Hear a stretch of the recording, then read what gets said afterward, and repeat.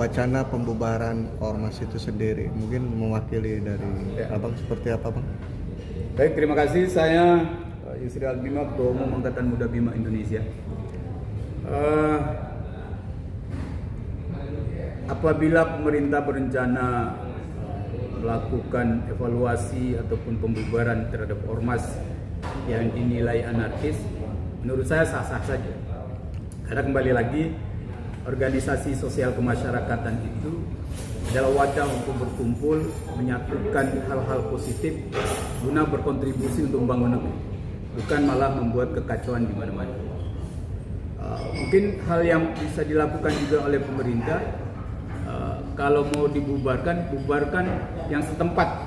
Artinya apabila organisasi saya misalkan AMBI melakukan kerusuhan atau kekacauan di daerah Jakarta Utara, ya bubarkan saja yang DPD utaranya, jangan bubarkan yang di pusat, karena kan urusan hukum itu tanggung jawab masing-masing. Nah, tapi yang paling penting, tanggung jawab moral seorang ketua umum adalah ketika ada hal yang dilakukan oleh oknum anggota atau pengurusnya, maka ketua umum bertanggung jawab untuk bekerja sama dengan aparat penegak hukum untuk menyelesaikan proses-proses itu. Jadi karena apalagi sekarang ini kan kita Presiden Prabowo ini presiden yang kita pilih dan dukung semuanya.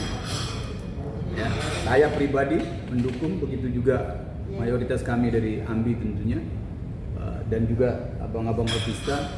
Jadi kita inginkan situasi kondusif lah.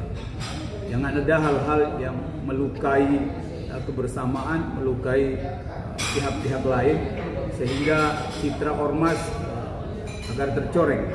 Jadi kami tidak ingin membias kepada yang lain. Tindakan tegas dari pemerintah atau aparatur penegak hukum itu adalah keniscayaan, tapi jangan juga di-generalisir. Artinya seperti yang saya katakan tadi, sesuaikan dengan lokusnya saja. Terjadi di utara, bubarkan yang di utara, tidak perlu ke yang lain-lain, tapi pembinaan evaluasi secara menyeluruh itu dilakukan.